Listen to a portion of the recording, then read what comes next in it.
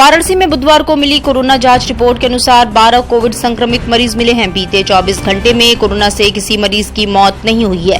बुधवार को home isolation से 14 मरीजों को छुट्टी मिली है। वहीं कोविड हॉस्पिटल से किसी मरीज को छुट्टी नहीं मिली है। वाराणसी में तीसरी लहर में अब तक 13,924 पॉजिटिव मरीज मिल चुके हैं। इनमें से 13,814 लोग स्वस्थ हो चुके हैं, जबकि एक्टिव केसों की संख्या 97 है। जिंदा दिल शहर बनारस में सिर्फ इंसान ही नहीं, जानवरों और परिंदों का भी दर्द समझा जाता है। ऐसा ही एक मामला तब सामने आया जब चेतगंज राजेश स्वीट्स के पास एक असहाय पक्षी चाइना मंझे की जाल में फंस गया। पेड़ में काफी ऊपर खुद को छुड़ाने के लिए तड़प रहे पक्षी को देख तो सब रहे थे, पर छुड़ाने में असमर्थ थे। उसी दौरान वहां से गुजर रहे पत्रकार की नजर उस पर पड़ी और उसने उसका वीडियो व्हाट्सएप ग्रुप खबर बनारस पर डाल दिया, जिसके बाद मौके पर पहुंचे नगर निगम के दस्ते ने उसे मंझे से आजाद कराया। इसके बाद उक्त पत्रकार की क्षेत्र में चर्चा और सराहना हो रही है। प्रतिष्ठित व्यवसायी झुंझुनवाला के आशापुर स्थित पशु आहार कार्यालय में बुधवार सुबह संदिग्ध परिस्थितियों में आग लग गई। आग की सूचना तुरंत ही स्थानीय लोगों ने पुलिस को दी। मौके पर पहुंचे सारनाथ थाना प्रभारी ने आग का विकराल रूप देखकर फौरन फायर सर्विस को फोन किया। मौके पर पहुंचे दमकल और फायर फाइटर्स ने कड़ी मशक्कत के बाद आग पर काबू पाया, पर तब तक आग लाखों रुपए के सामान को जलाकर राख कर चुकी थी। फिलहाल फायर ऑफिसर्स आग लगने के कारणों का पता लगाने में लग गए हैं। कोतवाली थाना अंतर्गत गायघाट पुलिस चौकी के बाहर पुलिस कर्मियों के सामने ही एक बुजुर्ग भिखारी को बर्बरतापूर्वक घसीटने का वीडियो तेजी से सोशल मीडिया पर वायरल हो रहा है। वायरल वीडियो में देखा जा सकता है कि पुलिस कर्मियों के सामने ही बुजुर्ग भिखारी को दो लोग घसीटते हुए बाहर ले जा रहे हैं और एक पुलिसकर्मी उन्हें भिखारी को बाहर ले जाने का आदेश देता भी दिख रहा है। गायघाट चौकी के बाहर बुजुर्ग भिखारी को जिस वक्त घसीट के बाहर निकाला जा रहा था, वहाँ 4 पुलिसकर्मी और भी मौजूद रहे, पर किसी ने ऐसा होने से रोका नहीं। कुछ लोग उधर से जा भी रहे थे, पर सभी मूक दर्शक बने रहे। चौक थाना पुलिस ने बुधवार को आपत्तिजनक पोस्टर चिपकाकर सांप्रदायिक सौहार्द बिगाड़ने वाले 5 अभियुक्तों को गिरफ्तार किया। पुलिस ने अभियुक्तों के कब्जे से करीब 1000 पोस्टर लगाने का सामान व एक ठेला बरामद किया है। प्रभारी निरीक्षक चौक शिवाकांत मिश्र ने बताया कि सुबह गश्त के दौरान आरक्षी सूरजपाल व आरक्षी आलोक विक्रम ने बेनियाबाग कूड़ा खाना के पास कुछ व्यक्तियों को आपत्तिजनक पोस्टर चिपकाते हुए देखा, जिसकी सूचना चौक थाना को दी गई। जिसके बाद सहायक पुलिस आयुक्त दशा सुमेत मौके पर पहुंचे और देखा कि आपत्तिजनक पोस्टर पर संतोष सिंह, राष्ट्रीय कार्यकारिणी अध्यक्ष, विश्व वैदिक सनातन संघ आदि का फोटो छपा हुआ है। पुलिस ने मौके से आपत्तिजनक पोस्टर व सामान के साथ 5 व्यक्तियों को गिरफ्तार किया। 16 तारीख को नहीं ज्वाइन करोगे तो बीएचयू के आप एम्प्लॉय कहीं के नहीं हो, वो लेटर लगा। काशी हिंदू विश्वविद्यालय के सर सुंदरलाल चिकित्सालय के 98 डेली वेजेस कर्मियों ने सेंट्रल ऑफिस का घेराव किया। इन 98 कर्मियों को आउटसोर्सिंग कंपनी के थ्रू किया जा रहा है। इस पर उनका विरोध है कि हमें जो भी सुविधाएं मिलती थी वो नहीं मिलेंगी विश्वविद्यालय की तरफ से, इसलिए हम जहां हैं वहां हमें रहने दिया जाए। सभी कर्मी वीसी से मिलने पहुंचे थे। जहां पहुंचे चीफ प्रॉक्टर ने उन्हें समझाया और 2 लोगों को वीसी से मिलने का समय देने की बात कही।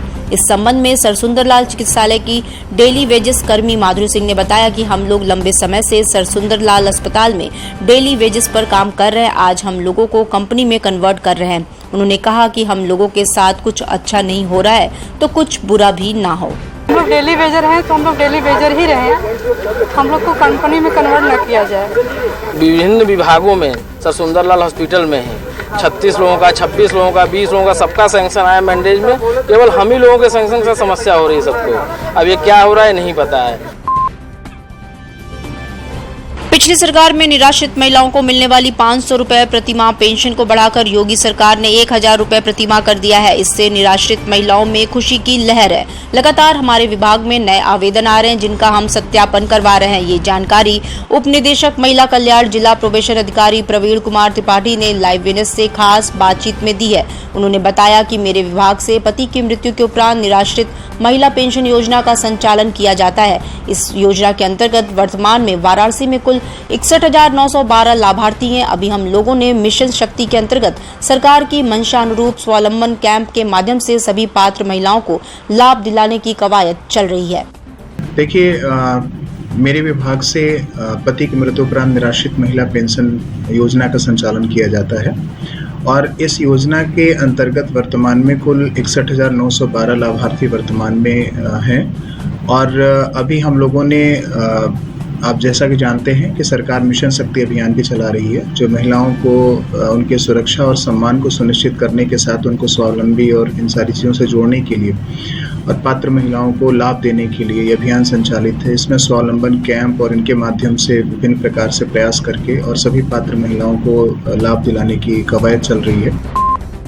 पीएम स्वनिधि योजना के बाद अब वाराणसी पीएम आवास योजना के क्रियान्वयन में भी बाजी मारने की तैयारी कर रहा है। जिस तरह स्वनिधि योजना में बनारस में कार्य हुए हैं और इसके लिए हमारे डीएम को प्रधानमंत्री ने सम्मानित भी किया है, इसी तरह प्रधानमंत्री आवास योजना में भी कार्य किए जा रहे हैं। परियोजना अधिकारी जय सिंह ने बताया कि लगभग 19,000 लोगों ने इसका लाभ उठाया है, जिसमें 18,000 लोगों के आवास पूर्ण कराए जा चुके हैं, यानी 2.5 लाख रुपए 18,000 लोगों को दिया जा चुका है। परियोजना अधिकारी ने बताया कि बचे हुए 1,000 लोगों का भी काम चल रहा है। किसी की छत ढलाई हो रही है तो किसी का घर बनने वाला है, जो 1 से 2 महीने में पूरा हो जाएगा। ऐसे ही हमारी प्रधानमंत्री आवास योजना में भी हम लोगों ने बहुत अच्छा काम किया है। लगभग हमारा 19,000 लोगों को हमने अपना लाभार्थी बनाया था, जिसमें कि 18,000 लोगों के आवास हमने पूर्ण करा दिए, यानी कि 2.5 लाख रुपए हमने 18,000 लोगों को दे दिया है। 1,000 आवास हमारे शेष बचे हैं, जो वो विभिन्न स्तरों पे हैं। किसी के फाउंडेशन हो रहा है, किसी की छतें डल रही हैं, किसी का कंप्लीट होने की पोजीशन में है। तो लगभग ये प्रतिदिन की प्रक्रिया है। 1 से 2 महीने के अंदर अंदर ये भी 1,000 आवास हमारे कंप्लीट हो जाएंगे। उत्तर प्रदेश विधानसभा अध्यक्ष सतीश महाना बुधवार को वाराणसी पहुंचे। यहां सर्किट हाउस में पत्रकारों से बातचीत में उन्होंने बताया कि विधानसभा में ई विधान लागू किया गया है, जो कि पूरे देश में सबसे बड़े स्तर पर एक साथ हुआ है। इससे विधायक अन्य राज्यों की अच्छी चीजों को अडॉप्ट कर सकेंगे। इसके अलावा सतीश महाना ने बताया कि आने वाले दिनों में काशी में विधायकों की बैठक भी आयोजित की जा सकती है, इस पर भी कार्य किया जा रहा है।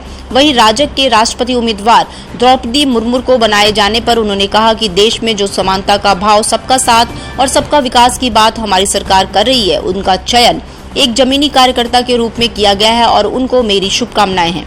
लेजिस्लेचर के लिए, विधायकों के लिए कैसा प्रोग्राम अभी मतलब एक बहुत इनिशियल स्टेज के ऊपर मेरे ध्यान में आया कि क्या कर सकते हैं। अभी उसके ऊपर विचार करेंगे। मैंने कौन कौन से स्थान हो सकते हैं, अगर विधायकों की यहाँ मीटिंग की जाए तो कैसे हो सकते हैं। इसके लिए माननीय मुख्यमंत्री जी से डिस्कस करूंगा, माननीय लोकसभा स्पीकर साहब से डिस्कस करूंगा, ऑनरेबल प्राइम मिनिस्टर साहब की भी सहमति से इस प्रकार का कोई हम कार्यक्रम बनाएंगे, ऐसा भी विचार है। बीएचयू सर सुंदरलाल अस्पताल में फैली दुर्व्यवस्थाओं को लेकर बार बार मुखर बयान देने वाले डॉक्टर ओम शंकर ने अपने डिपार्टमेंट के संबंध में अस्पताल के चिकित्सा अधीक्षक पर गंभीर आरोप लगाए हैं। उन्होंने आरोप लगाते हुए कहा है कि चिकित्सा अधीक्षक ने मुझे ये बिल्डिंग छोड़कर मल्टी स्पेशलिटी बिल्डिंग में जाने को कहा है, जबकि वहां पर 30 बेड है कार्डियोलॉजी में, जबकि यहाँ 24 ही है। हमने कहा कि यहीं से इलाज सुचारू रूप से चलने दे, तो उन्होंने वार्ड और कैथ लैब में ताला लगवा दिया और कहा कि जब तक इस बिल्डिंग को नहीं छोड़ेंगे हम वो ताला नहीं खोलेंगे। वहीं पुराने कैथ लैब खराब होने से ऑपरेशन में दिक्कत आ रही है। डॉक्टर ओम शंकर ने आरोप लगाया कि जब इस बात की शिकायत की तो उन्होंने कहा कि केयरटेकर को खोलने को कहा है, पर केयरटेकर ने कहा कि उन्होंने ही मना किया है। उन्होंने कहा है कि ये एक तरह का आपराधिक कृत्य किया जा रहा है, क्योंकि कैथ लैब बंद होने से कितने मरीजों का ऑपरेशन नहीं हो पा रहा है और वो असमय मौत के गाल में समा जा रहे हैं। उससे लगातार ताला लगा हुआ आज तक नहीं है। मेरा कहना है कि वो मेरी जमीन वहाँ भी है, हमारा स्थान कार्डियोलॉजी विभाग का यहाँ भी है, तो मैं अपना विभाग आपको क्यों दूं? अगर आपको रिकॉग्निशन लेना है तो आप अपने लिए अलग से प्रोसेस करिए ना। हमारी विभाग आपको क्यों चाहिए? यहाँ पर मेडिसिन विभाग खोलना चाह रहे हैं। हाँ, मेडिसिन का सिर्फ कैप्चर करना चाहते। मरीज तो भर्ती नहीं करते, मरीज तो 3 गुना मैं भर्ती करता हूँ। उसे लेटर लिखूंगा। इसके बाद अगर समस्या कल तक सॉल्व नहीं होती है तो हमारे पास 2 ऑप्शन है। एक है कि हम प्रधानमंत्री जी को इस पर इंटरवीन करवाएंगे और स्वास्थ्य मंत्री जी को इंटरवीन कराएंगे, क्योंकि प्रधानमंत्री जी हमारे लोकल गार्जियन भी है, यहाँ के सांसद भी हैं, तो उनको पत्र लिखूंगा। और दूसरा, स्वास्थ्य मंत्री जी का ये कार्य क्षेत्र है तो उनको भी पत्र लिखूंगा। और चूंकि ये क्रिमिनल ऑफेंस है, क्योंकि मेरे कार्य में बाधा दे रहा है और किसी मरीज की जान से खिलवाड़ कर रहा है, ये क्रिमिनल ऑफेंस है, इसलिए इसके लंका थाने में FIR भी करूंगा मैं। डिजिटल इंडिया का digital new platform live VNS पिछले 7 वर्षों से बनारस की सेवा में। पाइए बनारस के कोने कोने की खबर निष्पक्षता के साथ। लाइव VNS से बनारस की ताज़ा तरीन खबरों के लिए प्ले स्टोर से डाउनलोड कीजिए लाइव VNS ऐप या फॉलो कीजिए लाइव VNS को सोशल मीडिया पर।